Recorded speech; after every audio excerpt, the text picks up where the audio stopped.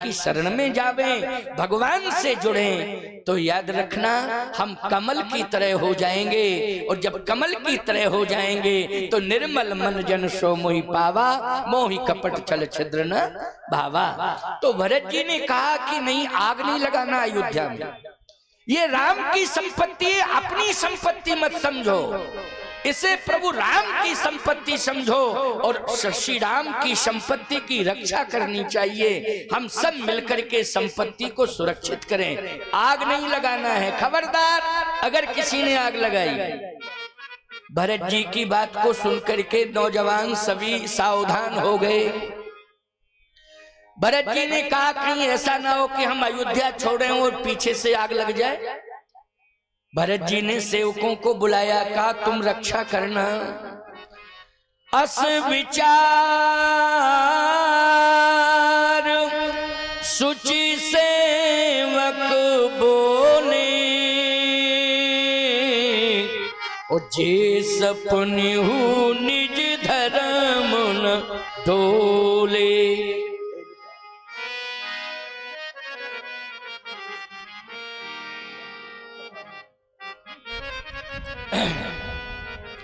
अस विचार सुचि सेवक बोले, अस विचार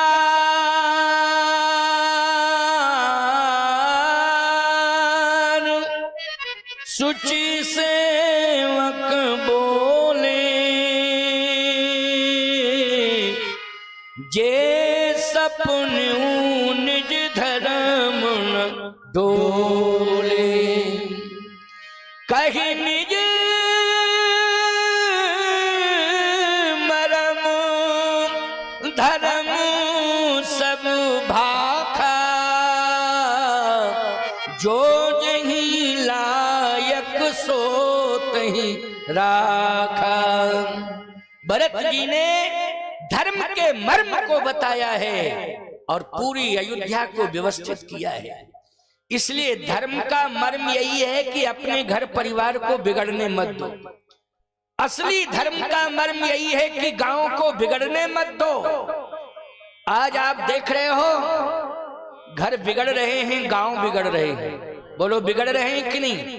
और हम धर्म कर्म की बात कर रहे हैं, हम तीर्थ जाने की बात कर रहे हैं, हम देवी देवताओं की बात कर रहे हैं, हम वैष्णो देवी के मंदिर में जाकर के माथा टेक रहे हैं। लेकिन घर की माँ बैठी बैठी रो रही है, हम उसे एक गिलास पानी तक नहीं दे रहे हैं। क्या फायदा है वैष्णो देवी के मंदिर में जाने से, जब घर की माँ को हम एक गिलास पानी नहीं दे पा रहे हैं और वैष्णो माता के मंदिर में 10, 5, 15 हजार का प्रसाद लाके चढ़ा रहे हैं। बोलो वैष्णो माता क्या तुम्हारे पैसों की भूखी है? क्या वो तुम्हारे रुपयों की भूखी है? तुम्हारे मिठाई मिष्ठान और ये तुम्हारा हार, फूलों के हार की भूखी नहीं है, वो सम्मान की भूखी नहीं है। याद रखना, वैष्णो माता तो घर घर में जो माताएं बैठी हैं उनके मान को देखना चाहती हैं। मेरा सम्मान बाद में करो, पहले जन्म देने वाली माँ का सम्मान करो। ये है वैष्णो माता का संदेश। भरत जी ने यही धर्म का मर्म बताया कि अयोध्या के जो देवी देवता हैं उनको सम्मानित करो। अयोध्या की संपत्ति को, अच्छा बोलो, संपत्ति लक्ष्मी होती है कि नहीं होती है? क्या होती है जल्दी बोलो। संपत्ति को क्या मानते हो तुम? लक्ष्मी। अच्छा बोलो, लक्ष्मी में आग लगा दोगे तो अपमान होगा नारायण का कि नहीं होगा? बहुत बड़ा अपमान होगा। भरत जी ने कहा नहीं नहीं, ये हमारी नहीं है संपत्ति, भगवान की संपत्ति है, मेरे प्रभु राम की संपत्ति है। हमारे लिए तो ये माता के समान है। किसके समान है? माता के समान है। हमें सम्मान करना चाहिए। इसलिए अयोध्या का अपमान मत करना, अयोध्या का किसी भी प्रकार से अपमान नहीं होना चाहिए। भरत जी ने शिक्षा दी है, कहीं निज मरम, कहीं निज मरम धर्म सब भाखा, जो जहीं लायक सो तहीं राखा। पूरी अयोध्या को व्यवस्थित किया। भरत जी जैसे चलने लगे तो याद रखना, माता कौशल्या, माता सुमित्रा ये भरत के साथ चल रही हैं। कैकेयी भी उठी, लेकिन साहस नहीं हुआ कि मैं कैसे चलूं। थोड़ा उठी और गिर पड़ी तो याद रखना कौशल्या अम्बा ने संभाल लिया है कैकेयी को। कौशल्या अम्बा ने उठा लिया, कहा बहन मैं ले चलूंगी अपने साथ, मैं ले चलूंगी। अच्छा एक बात बताओ, समाज से जिसकी उपेक्षा हो गई हो, अगर उस व्यक्ति को पूरी तरह से उपेक्षित कर दिया जाए, सदा सदा के लिए उपेक्षित कर दिया जाए, तो मैं ये मानता हूं कि उसमें परिवर्तन तो नहीं आएगा, प्राण त्याग देगा। क्यों भाई?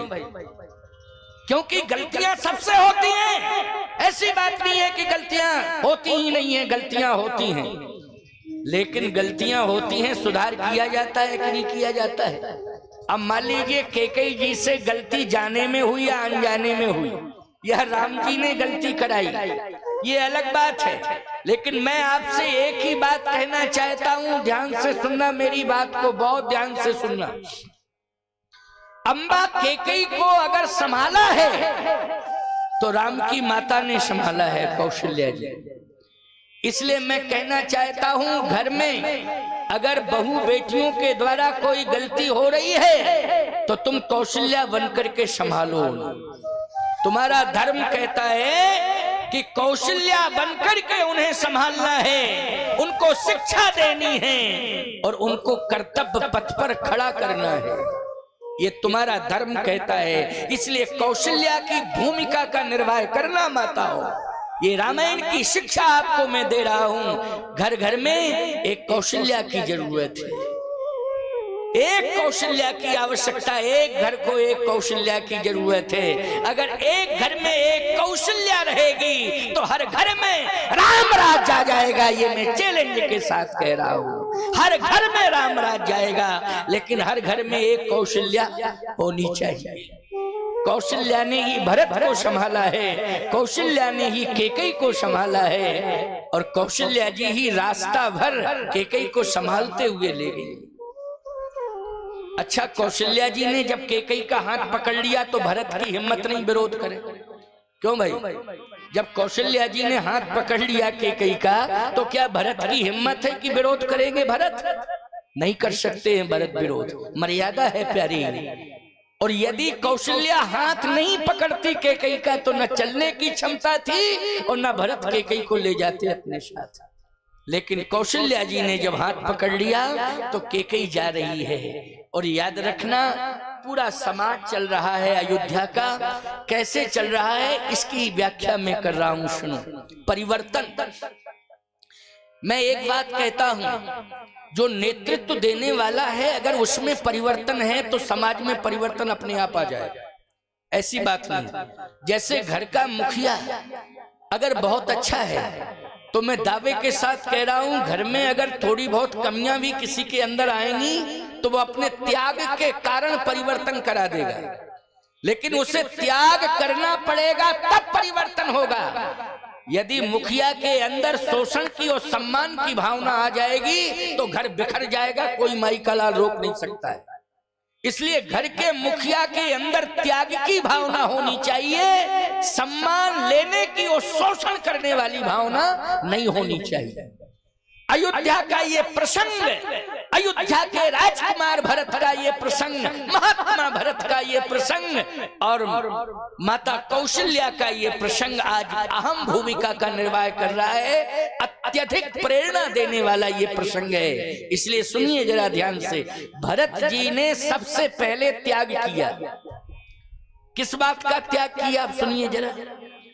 बोले गवने भरत पया दही पाए, पहले तो जूता चप्पल का त्याग किया, समझ गए हो कि नहीं?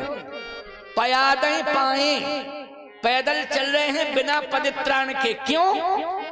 आपको इस बात पर विचार करना पड़ेगा, क्यों पैदल चल रहे हैं और क्यों बिना पदत्राण के चल रहे हैं? इसलिए चल रहे हैं कि मेरा भाई भी तो बिना पदत्राण के गया है, मेरा भाई भी पैदल गया है, मैं हाथी घोड़े पर बैठ करके जाऊं, ये मेरा धर्म नहीं कहता है।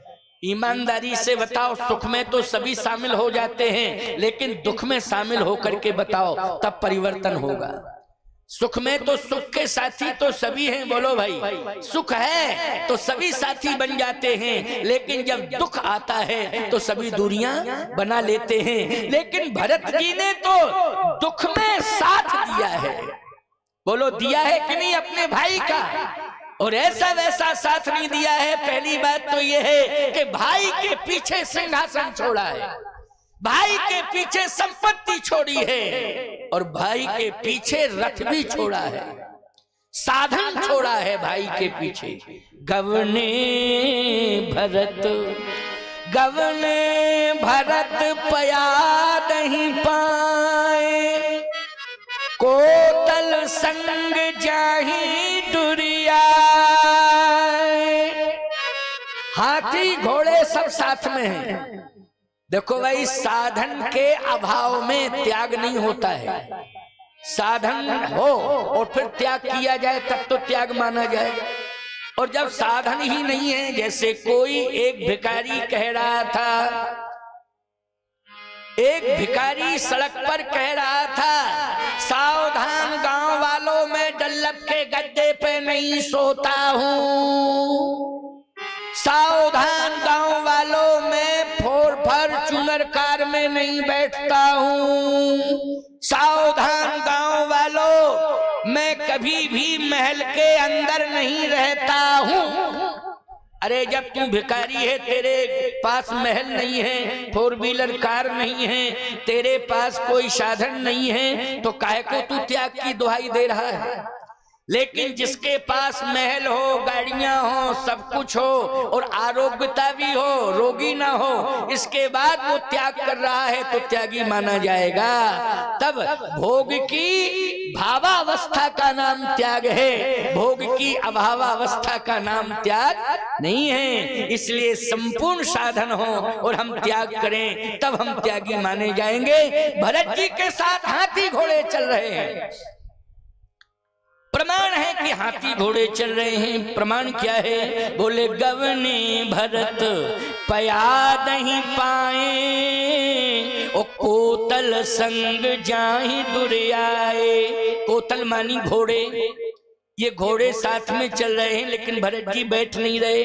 तो किसी ने कहा हाथी पे तो बैठ सकते, क्योंकि कभी कभी ऐसा होता है कि घोड़ों पर सब नहीं बैठ पाते, घोड़े पर बैठने वाले को बहुत सावधानी बरतनी पड़ती, लेकिन हाथी पर सब बैठ लेते हैं, कोई दिक्कत की बात नहीं। हाथी मस्ती में चलता है, और हाथी का डील डौल भी बड़ा लंबा चौड़ा होता है। क्यों भाई? इसलिए आराम से बैठने की व्यवस्था बन जाती है हाथी के ऊपर। तो किसी ने कहा हाथी होता तो बैठते, हाथी आ गया। आपको हाथी आ गया लिखा है रामायण में? हाँ लिखा है, तभी तो मैं कह रहा हूँ। घोड़े पर नहीं बैठे, हाथी पर नहीं बैठे, रथ में नहीं बैठे, हाथी घोड़े रथ सब उपलब्ध कराए गए। कैसे? बोले गवनी भरत पया नहीं पाई, ओ कोतल संग जाहि दुरियाई। कहीं सुसेवक बारहि बारा, ओ होइए नाथ यस यशवारा। सेवक बार बार कह रहे हैं कि ये रथ है, ये हाथी है, घोड़े बैठो। भरत जी कहते नहीं नहीं, राम पया नहीं पाए सिधाए, ओ हम कह गज रथ बाज बनाए। सिर भर जाऊं, सिर भर जाऊं, उचित यस मोरा, और सब ते सेवक धर्म कठोरा। भरत जी ने कहा नहीं नहीं, मेरा स्वामी बिना परित्राण के गया है, बिना हाथी घोड़े रथ का त्याग करके गया है, तो मैं भी पैदल ही जाऊंगा, क्योंकि मेरे स्वामी राम गए हैं पैदल, तो मैं भी पैदल ही जाऊंगा, बिना परित्राण के जाऊंगा। बोलो निष्ठा की बात है कि नहीं? ये भगवान श्री राम भाई की भूमिका में है भरत के। बोलो भाई ने भाई का साथ दिया कि नहीं दिया? हर परिस्थिति में साथ दिया कि नहीं दिया? मैं एक ही बात कहना चाहता हूं, भाई का साथ देना सीखो। भाई का विरोध करना बंद करो, भाई का साथ दो। भाई की प्राप्ति पुण्यों के प्रभाव से मिलती है। याद रखना, आपके जीवन में जिनके पास भाई नहीं है और जब उनके सामने कोई समस्या आती है तो वो बैठे बैठे रोते हैं कि काश अगर मेरा भाई होता तो मेरा साथ देता। लेकिन क्या बता मैं, तुम्हारे पास भाई हैं फिर भी तुम दूरियां बना रहे हो। पड़ोसी से बात करते हो लेकिन अपने भाई से बात नहीं करते हो। ये सबसे बड़ा दुर्भाग्य है। इसलिए मैं कहना चाहता हूं कि माता पिता के प्रति श्रद्धा रखो, भाइयों से प्यार करो, और अपने भाइयों से जब प्यार करोगे तो मुझे निश्चित रूप से विश्वास है कि तुम्हारे परिवार के भ्रातृत्व प्रेम को देख करके पूरा गांव मार्गदर्शन लेगा उस परिवार का। जिस परिवार में एकता होगी, जिस परिवार में सौहार्द होगा, जिस परिवार में प्रेम होगा, पूरा गांव मार्गदर्शन लेगा। ये मैं दावे के साथ कह रहा हूं। लेकिन आपस में प्रेम करके हर घर का भाई प्रेम करना सीखे। मैं व्यक्तिगत रूप से किसी के परिवार के लिए नहीं कह रहा हूं, हर घर के लिए कह रहा हूं, हर परिवार के लिए कह रहा हूं, हर भाई के लिए कह रहा हूं। इसलिए आज भरत जी ने त्याग दिखाया। तो जितने हाथी घोड़े पर बैठे थे अयोध्यावासी, वो सब हाथी घोड़ा रथ त्याग दिए, बिना कहे त्यागे। आगे लिखा है रामायण में, देख स्नेह लोग अनुरागे, देख स्नेह लोग अनुरागे, उतर चले हैं गज रथ त्यागे, उतर चले हैं गज रथ त्यागे। जितने भी हाथी घोड़े रथ कर बैठे थे सब ने अपने आप हाथी घोड़े त्याग दिए, सब पैदल चलने लगे। अच्छा बोलो, परिवर्तन भाषण करने से होता है कि स्वयं कर्तृत्व करने से होता है परिवर्तन? कर्तव्य करके बताओ, परिवर्तन अपने आप हो जाएगा। केवल भाषण करके, खाली सुंदर सुंदर शब्दों में लोगों को प्रभावित करके आप परिवर्तन करने की कोशिश करना चाहोगे तो ये संभव नहीं है। इसलिए स्वयं करके दिखाना है। भरत जी ने स्वयं करके दिखाया तो परिवर्तन हो गया। बड़े लोग दुख सहते हैं, लेकिन आज उल्टा हो गया है। सुख पाने वालों को ही बड़प्पन मिलने लगा है, उन्हीं को बड़ा मान। साहब वो तो बहुत बड़े आदमी हैं, उनके पास क्या कमी? मैं कहता हूं उनके पास सबसे बड़ी कमी यही है कि वो अपने हाथ से एक गिलास पानी नहीं पिला सकते। यही सबसे बड़ी कमी है। वो यही कहेंगे कोई आदमी आ जाएगा तो पिलवा दूंगा, बैठ जाओ, आदमी आ जाएगा तो पिलवा दूंगा। बोलो भाई, ये सबसे बड़ी कमी नहीं है? अरे प्यासे को पानी पिलाना चाहिए, उसमें अभिमान की क्या जरूरत है कि कोई आदमी आएगा तो पिलवा देंगे। अरे प्यासा है व्यक्ति मर जाएगा, 5 मिनट के लिए तुम ही आदमी बन जाओ, कम से कम प्राण बचा लो उसका, है नहीं? आदमी में आदमियत होना चाहिए, इंसान में इंसानियत होना चाहिए। यही उसके जीवन का बड़प्पन है, यही है बड़प्पन। बड़प्पन जिसके अंदर है उसे दुख मिलता है प्यारे, सुख नहीं मिलता है, क्योंकि वो पूरे समाज का दुख ले लेता है। बोलो ले लेता है कि नेतृत्व देने वाला क्या करता है? जैसे एक परिवार का मुखिया होता है, वो सबसे बड़ा भार वहन करता है, तो पूरे परिवार का क्या लेता है? वो पूरे परिवार का दुख अपने ऊपर लेता है और परिवार को सुखी बनाने की कोशिश करता है। बोलो करता है कि नहीं करता है? सही बताओ। कोशिश करता है, ये धर्म है। आपने देखा होगा, आप जब तक बाप नहीं बने थे तो चेहरा देख लो, और बाप बनने के बाद चेहरा देख लो। क्यों? संतान बढ़ी, भार आ गया कि नहीं आ गया? और भार आ गया तो बोलो चेहरा बदल गया कि नहीं बदल गया? बदल गया चेहरा। अरे मैं कहता हूं कि आपने जिसको सुख दिया है परिवार में, जब वो बाप बन जाएगा तो उसका भी चेहरा बदल जाएगा। याद रखना, उसका भी चेहरा वो नहीं रहेगा, बदल जाएगा। इसका मतलब ये है अवस्था बुढ़ापा नहीं लाती है, परिस्थिति बूढ़ा कर देती है व्यक्ति को। इसलिए परिस्थिति में, समस्याओं में व्यक्ति बूढ़ा हो जाता है, अवस्था में नहीं होता है। याद रखना, अवस्था में व्यक्ति अवस्था के अनुभव को तो कर लेता है, लेकिन साहस उसके अंदर बना रहता है। लेकिन आज का तो नौजवानी में साहस टूट रहा है। बोलो, आज लोगों का नौजवानी में साहस टूट रहा है। नौजवानी में ही बुढ़ापे का अनुभव करने लगे हो, साहस तोड़ रहे हो। इसलिए एक बात मैं कहना चाहता हूँ, ताकत किससे आती है, ऊर्जा किससे आती है? चरित्र से आती है। चरित्र यदि आपके जीवन में होगा तो निश्चित आप ऊर्जावान बनेंगे। और भारत चरित्र प्रधान देश है, बोलो है कि नहीं?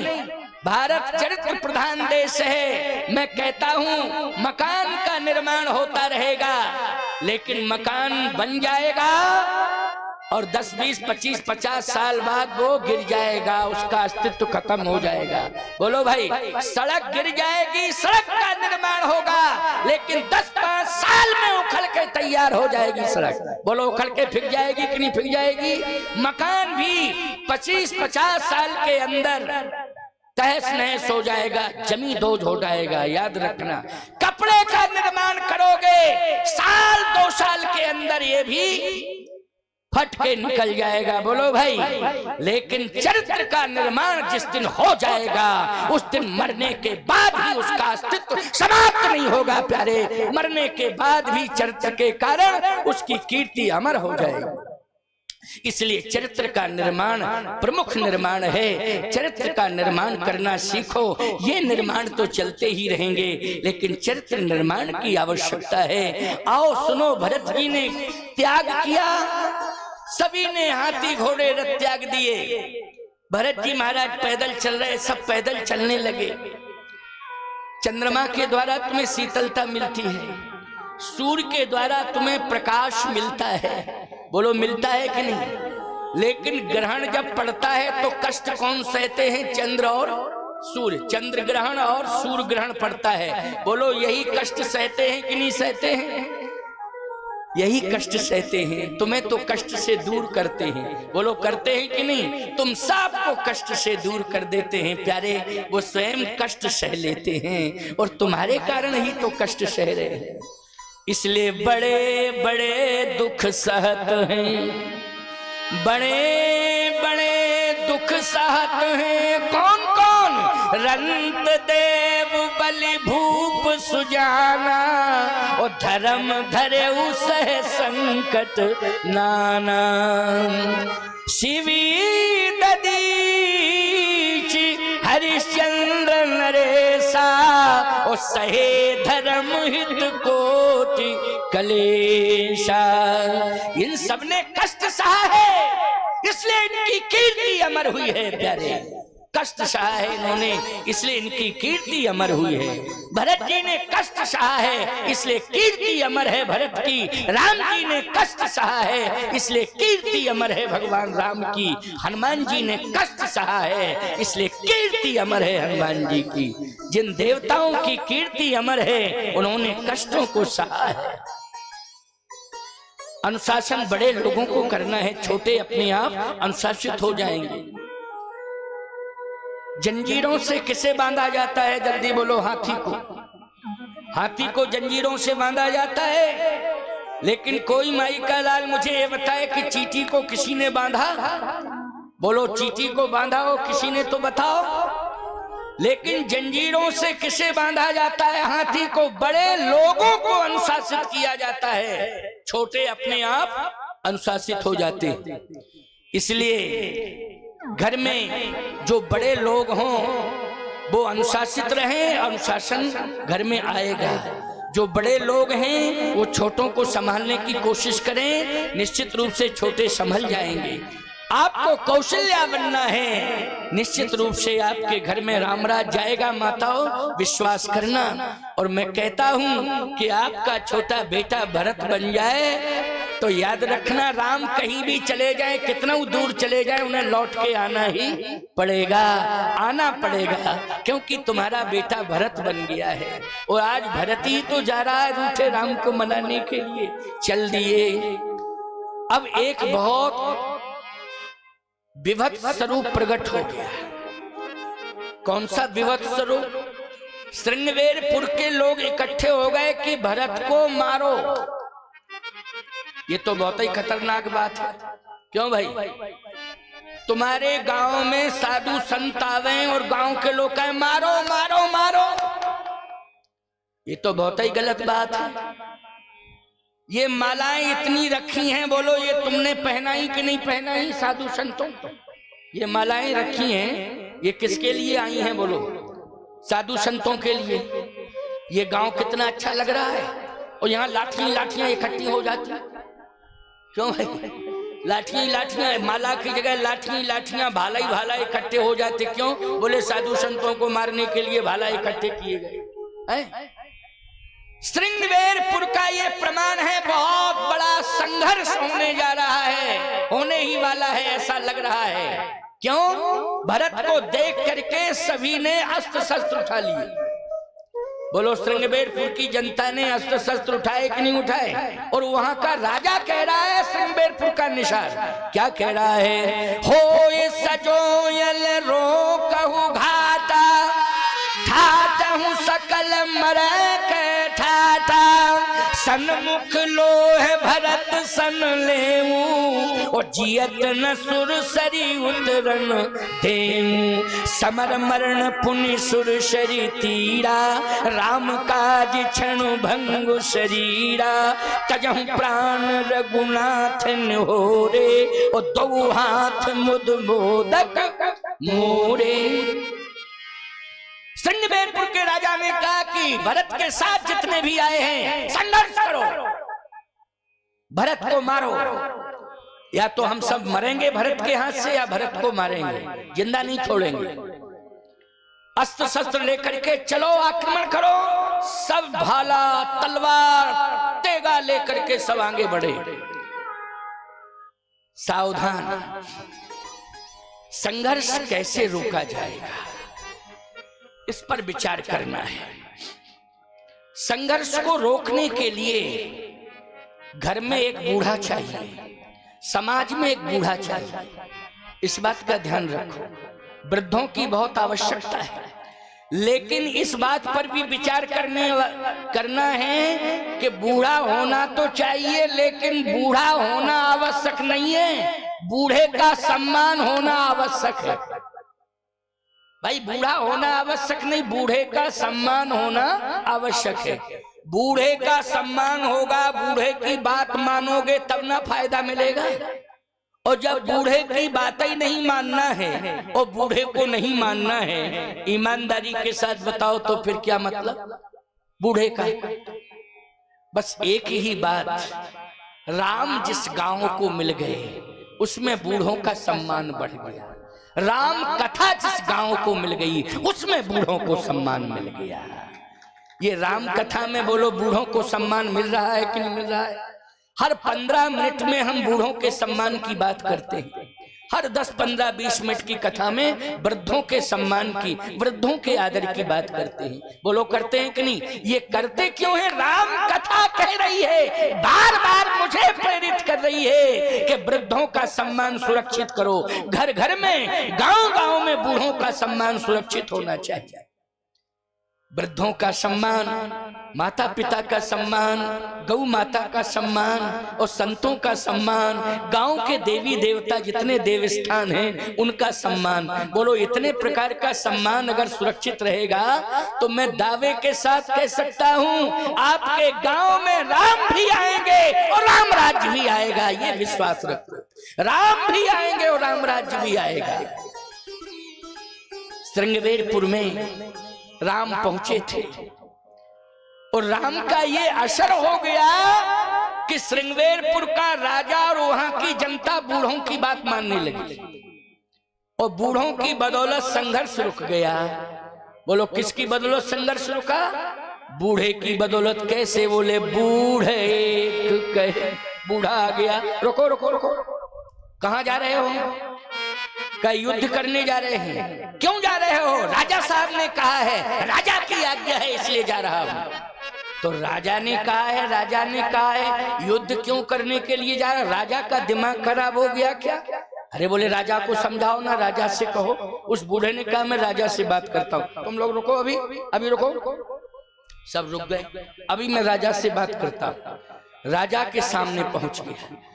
धन्य है, बूढ़े को इतना सम्मान मिलना चाहिए कि वो बड़े से बड़े प्रभावशाली से खुल के बात कर सके। बोलो भाई, मिलना चाहिए कि नहीं? आजकल बूढ़े को दबाया जाता है, बोलने नहीं दिया जाता है। यही तो गांव के अपयश का परिणाम है। अपयश क्यों मिल रहा है? बूढ़े की आवाज को दबाया जा रहा है। बूढ़े ने कहा कि मैं बात करूंगा राजा से। जैसे ही राजा के सामने बूढ़ा बोला, सुनो मेरी बात राजा साहब, पहले मेरी बात सुनो। बूढ़े कहे सगुन बिचारी, मेरी बात सुनो। बूढ़े की बात ही सगुन है, बूढ़े की बात असगुन नहीं होती है, बूढ़े की बात सगुन होती है। बूढ़े ने कहा कि मेरी बात सुनो, भरत जी से संघर्ष करने क्यों जा रहे हो? श्रृंगबेरपुर के राजा ने कहा इसलिए जा रहा हूं निषाद ने, जो पैजिए न होती कुटलाई, तो कतलीन संग कटकाई। श्रृंगबेरपुर के राजा निषाद ने कहा ये कुटिल है भरत, प्रभु राम से युद्ध करने के लिए जा रहा है, इसलिए सेना लेकर जा रहा है। उस बूढ़े ने कहा बस यही तुम्हारी सोच में अंतर है, ये तुम्हारा दोष नहीं है, तुम्हारी नौजवानी का दोष है। ये तुम्हारी नौजवानी बोल रही है, इसलिए मेरी बात पहले सुनो। क्या? ये तुम्हारी नौजवानी बोल रही है और ये मेरा बुढ़ापा बोल रहा है, दोनों के अनुभव में कितना अंतर है। अच्छा आप अपनी बात बताओ। तो बूढ़ा कहता है, बूढ़े कही सगुन बिचारी, भरत ही मिलिए न हुई है रारी, राम ही भरत मनावन जाही, यही सगुन फल दूसर नाही। मेरा अनुभव बोल रहा है, भरत जी रूठे हुए राम को मनाने के लिए जा रहे हैं, रूठे हुए राम को मनाने जा रहे हैं। भरत जी कभी राम से युद्ध नहीं कर सकते हैं, भरत जी समर्पण का भाव लेके जा रहे हैं, रूठे हुए राम को मनाने जा रहे हैं। एक बार संवाद करो भरत से, यदि संवाद के बाद विवाद नहीं निपटता है तब संघर्ष है, लेकिन पहले संघर्ष नहीं है कि संघर्ष पहले करो संवाद बाद में करो। वो आजकल यही होता है कि नहीं? पहले होती है लड़ाई और जब मिट जाते हैं तो कहते समझौता कर लो। जब सबई मिटू गया तुम्हारा, अब कहते समझौता कर लो भाई। जब अरे पहले ही संवाद करना चाहिए था, बातचीत तो करते हैं आपस में। यदि बातचीत से किसी समस्या का समाधान नहीं हो रहा था तब संघर्ष। महाभारत के पहले भगवान कृष्ण ने बोलो दुर्योधन से बात की कि नहीं की? जल्दी बोलो। महाभारत के युद्ध के पहले भगवान कृष्ण ने क्या किया? युद्ध के पहले बोलो, संवाद किया, बातचीत की दुर्योधन से, लेकिन समझा ही नहीं। तब भगवान ने कहा संघर्ष होगा, लेकिन संवाद पहले किया बाद में संघर्ष किया। लेकिन आज उल्टा हो रहा है, संघर्ष पहले और बाद में समझौता। नहीं नहीं नहीं, पहले बातचीत होनी चाहिए, समझौते की पहल शुरुआत में ही होनी चाहिए। संघर्ष अपने आप रुक जाएगा, अपने आप संघर्ष रुकेगा। एक बार प्रयास करके तो देखो, प्रयास करने की जरूरत है। हम तो एक विडंबना देख रहे हैं समाज में। मोहल्ला पड़ोस की बात नहीं कर रहा हूं, घर घर की बात कर रहा हूं। सबसे ज्यादा तो विवाद पति पत्नी में छिड़ा है आज। बताइए पति पत्नी में कैसा विवाद, ये मेरी समझ में खुद नहीं आ रहा। और ऐसा ऐसा विवाद मैं आपको क्या बताऊं। एक जगह हम गए तो पत्नी घर में थी, पति आया, बोले गुरुजी आए, गुरुजी आए, गुरुजी आए। पत्नी घर में और गुरुजी आए। पति आरती उतारने लगा, चरण धोने लगा, माला पहनाने लगा। कहे बेटा संख्या कम हो गई घर में, क्या कोरोना में तो नहीं चली गई? भाई गुरुजी हैं, पूछ दिया। संख्या कम नजर आ रही है, अकेला अकेला आरती। पत्नी कोरोना में चली गई कि मायके चली गई? भैया तो मायके चली गई या कोरोना में चली गई? उसने कहा ना कोरोना में गई ना मायके गई, घर ही नहीं है। अरे तो घर में है तो निकल के क्यों नहीं आई? 6 महीने से बोलचाल नहीं है। अरे महात्मा ने कहा कि हमारे साथ में जो महात्मा थे उन्होंने कहा अरे महाराज समझाओ कम से कम पति पत्नी को, आप समझा दोगे तो बात समझ में आ जाएगी। आप संत हैं, संत का काम है समझाने का। हमने कहा समझाएंगे, कोशिश करेंगे। मैंने कहा बुलाओ पत्नी को। बोले हम तो नहीं बुलाएंगे महाराज, आपको बुलाना हो तो बुला लो। अरे हमने कहा फालतू की बात करता तू, कैसी बात कर रहा है, इतना भी नहीं कर। बोले महाराज 6 महीने से बोलचाल नहीं है, आप आ गए बस आपका दर्शन मिल गया, तसल्ली मिल गई। नहीं तो पता चलता हम कुछ और निर्णय लेने वाले थे। आप आ गए तो तसल्ली हो गई और बस आपके दर्शन से शांति मिली। मैंने कहा हमें शांति नहीं मिल रही, क्योंकि पति पत्नी में इस तरह से विरोधाभास। बच्चा आया छोटा सा, मैंने कहा जाओ अपनी माता जी को बुला के लाओ। बच्चा आया, मैंने कहा माता जी को बुला के लाओ। अब माता जी के पास बच्चा गया, हम सुन रहे थे। उसने कहा आपको बुला रहे हैं गुरुजी, गुरुजी बुला रहे हैं, अच्छी बात है, लेकिन हम जा नहीं पा रहे हैं, ये समस्या है, बड़ी समस्या है जटिल कि वो आ नहीं पा रही है क्योंकि पति खड़ा है वहां। मैंने ही आवाज लगाई आ जाओ, मेरी आज्ञा है। आ गई। मैंने कहा दोनों एक साथ ग्रंथि बंधन करके पूजन करेंगे। पत्नी बोली हम पूजन ग्रंथि बंधन के साथ करने को तो तैयार हैं, लेकिन जब तक ये हमसे स्वयं नहीं कहेंगे तब तक हम ग्रंथि बंधन नहीं, जब तक ये हमसे खुद नहीं कहेंगे। यह बड़ी समस्या है। हमने कहा कह दे, क्या दिक्कत है तुझे, तेरे परिवार को जोड़ने के लिए आया हूं मैं, ये बहुत सुंदर योग जुड़ गया है, मैं आ गया हूं, जोड़ने के लिए आया हूं तेरे परिवार को, बोल दे बोल दे। तो पत्नी इधर खड़ी थी, अब वो मुंह टेढ़ा करके कहता है कि जिसको मेरे साथ पूजा करनी हो करे, नहीं मैं तो नहीं कहूंगा, तो आगे पूजा कर ले। मैंने कहा तो ऐसे कहा कोई बात नहीं, तू ही थोड़ा मुड़ जा, कह तो दिया, डायरेक्ट नहीं इनडायरेक्ट कहा। किसी तरह से मैंने पूजन कराया और पूजन में जब दक्षिणा देने लगे, मैंने कहा मैं दक्षिणा तब लूंगा जब प्रतिज्ञा करूं, दक्षिणा में तब लूंगा जब, नहीं तो लोभी लालची होता तो कहता रुपया लाओ चलें तुम जानो तुम्हारा काम। हमने कहा ऐसे नहीं लूंगा दक्षिणा, दक्षिणा तब लूंगा जब दुर्गुण छोड़ो, तब दक्षिणा लूंगा। तुम्हारे अंदर दुर्गुण है और मैं तुमसे पैसा लूं, नहीं नहीं नहीं, बुराई नहीं छोड़ सकते हो तुम, तो तुम्हारा धन लेना मेरे लिए बुराई हो जाएगा, याद रखना। पहले तो बुराई छोड़ो, दोष छोड़ो, तब तो हम तुमसे कुछ लें और हमारा तुम उपदेश सुनो, इसको ग्रहण करो, आपस का विरोध बंद करो। अगर ये दोनों प्रतिज्ञा करते हो, प्रेम से रहोगे तो दक्षिणा लूंगा, नहीं तो बिना दक्षिणा के ही चला जाऊंगा और आज के बाद तेरे घर नहीं आऊंगा। बस जाने लगा मैं, तो पत्नी ने सबसे पहले चरण पकड़े। नहीं महात्मा रूठ करके नहीं जाएगा।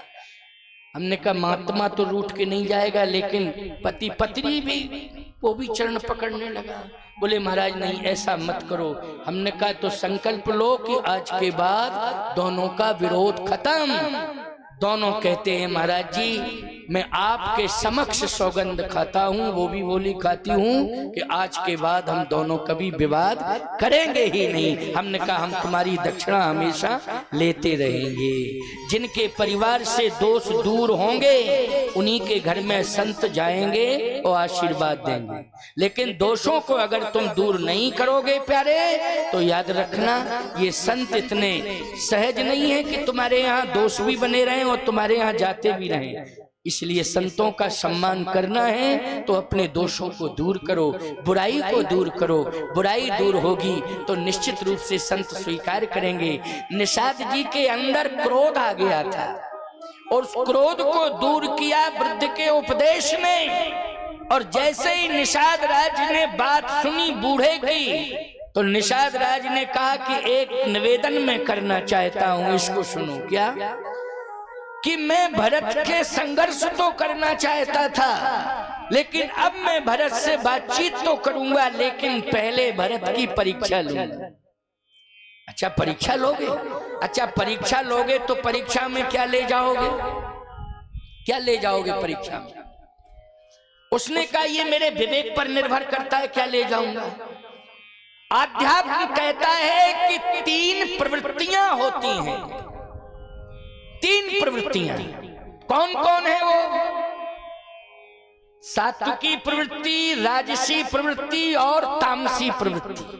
समझ गए हो कि नहीं?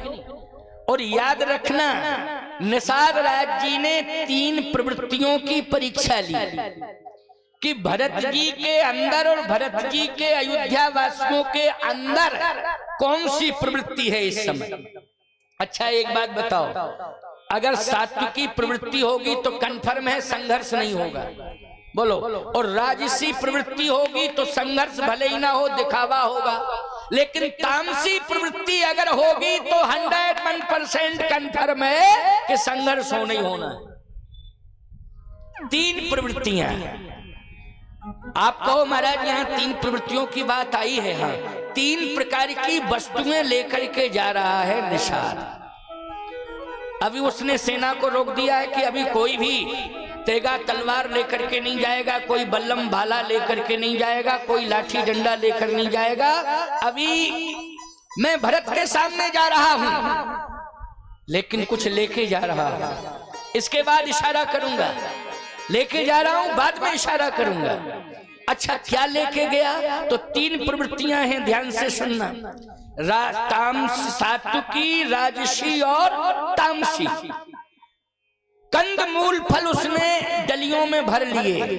अच्छा, कंदमूल फल किसके प्रतीक हैं? जल्दी बोलो। आप लोग मेरे सामने आए हो, कंदमूल फल लेकर के आए हो कि नहीं? यही है सात्विकी भावना आपकी। बोलो, ये कौन सी भावना है आपकी? सात्विकी भावना है। अच्छा, आप लाठी डंडा लेके आते और कहते महाराज आपको दे रहा हूं, ये तो तामसी प्रवृत्ति मानी जाएगी आपकी। क्यों भाई? शस्त्र दे रहे हो, साथ में लाठी डंडे दे रहे हो, ये तो लड़ने झगड़ने का इंतजाम है। लेकिन सावधानी से सुनना, राजसी प्रवृत्ति का एक और स्वरूप है। क्या? कि बहुत से राजा जो है शिकार करते हैं, लेकिन शिकार करते तो हैं, शिकार करने का उनका एक अपना अंदाज है, शौक है, लेकिन शिकार का उपयोग नहीं करते। शिकार का उपयोग नहीं करते। जैसे प्रमाण है, जय मृग राम बाण के मारे, ते तन तज सुरलोक सिधारे। बोलो भाई, प्रमाण दिया मैंने कि नहीं? भगवान राम राजकुमार की भूमिका में है, राजकुमार का काम है शिकार खेलने का, लेकिन शिकार तो किया है, ये प्रमाण मिल रहा है। जय मृग राम बाण के मारे, ते तन तज सुरलोक सिधारे। भगवान राम ने जिन मृगों को मारा वो सीधे स्वर्ग गए। तो भैया ये कन्फर्म है कि राम जी ने उनको स्वर्ग भेज दिया। ये स्वभाव राजकुमार का। निषाद राज भी जा रहे हैं तो सबसे पहले कंदमूल फल लेके जा रहे हैं। एक तो ये स्वरूप है। इसके बाद दूसरे क्रम में निषाद राज जी ने इशारा किया तो पशु पक्षी इनको लेकर के जा रहे हैं, और तीसरे क्रम में मछलियों को लेकर के जा रहे हैं। ये रामायण में लिखा है, अयोध्या कांड में। मैं प्रमाण दे रहा हूं, छंद सोरठा चौपाई दोहा का। सुनते जाना जरा, प्रमाण दे रहा हूं आपको, बिना प्रमाण की कोई बात नहीं होगी।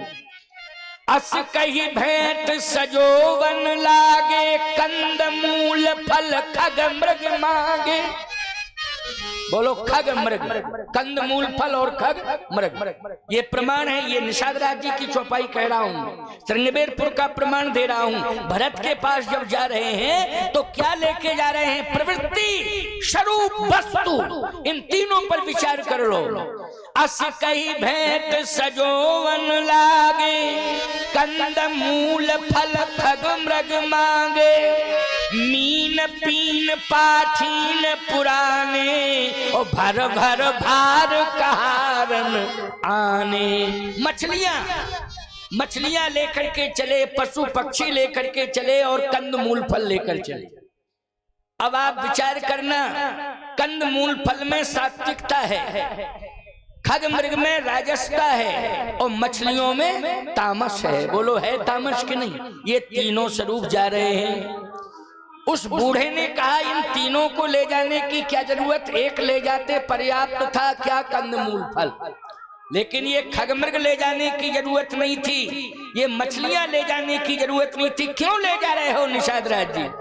निषाद राज ने कहा भरत की दृष्टि अगर कंद मूल फल पर पड़ी तब तो समझ लेंगे कि भरत राम जी को मनाने के लिए जा रहे हैं, सात्विक की प्रवृत्ति है।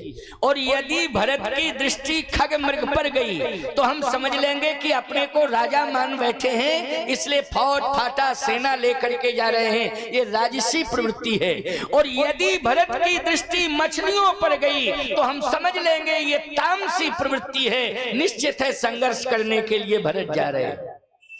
उस बूढ़े ने कहा सुनो मेरी बात, जब से राम जी ने अयोध्या छोड़ी है और भरत जी को पता चला, तब से भरत जी ने अन्न जल का त्याग कर दिया। ना तो भरत जी अन्न फल जल ये तीनों में से कुछ भी ग्रहण नहीं कर रहे। तो याद रखना, जिसने अन्न फल और जल इन तीनों का त्याग कर दिया हो, बोलो क्या इन तीनों पर उसकी दृष्टि जाएगी? भरत जी ने अन्न जल फल सबका त्याग कर दिया है, केवल भरत जी राम जी के चरणार बिंदों का ध्यान कर रहे हैं। और याद रखना, भरत जी चल रहे हैं तो भूमि का दर्शन कर रहे हैं, और उस भूमि का दर्शन कर रहे हैं जिस भूमि पर भगवान के चरण पड़े हैं। और जहां भगवान के चरणों के चिन्ह दिखाई दे जाते हैं, भरत जी रज उठा करके माथे से लगा लेते हैं और राम राम राम राम राम राम कह करके बेहोश होके गिर जाते हैं। ये भरत की मनोदशा है, और यही भरत की मनोदशा थी। इसलिए उस बूढ़े ने कहा नहीं नहीं, ना तो भरत कंद मूल फल की ओर देखेंगे, ना भरत जी खग मृग की ओर देखेंगे, और ना ही भरत जी मछलियों की ओर देखेंगे।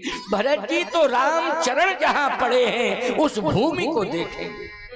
निषाद राज ने कहा तो मैं चल के देखूंगा, यही मुझे देखना है। और जैसे ही निषाद राज जी आगे बढ़े तो भरत जी की आंखों से आंसू ऐसे गिर रहे थे जैसे सावन भादों में झड़ी लग जाती है ना, सावन भादों में झरझर झरझर झरझर झरझर पानी की झड़ी लग जाती है, वैसे ही भरत जी की आंखों से झरझर झरझर झरझर आंसू गिर रहे हैं। निषाद राज ने पहला दृश्य तो ये देखा कि भरत जी की आंखों से आंसू गिर रहे हैं।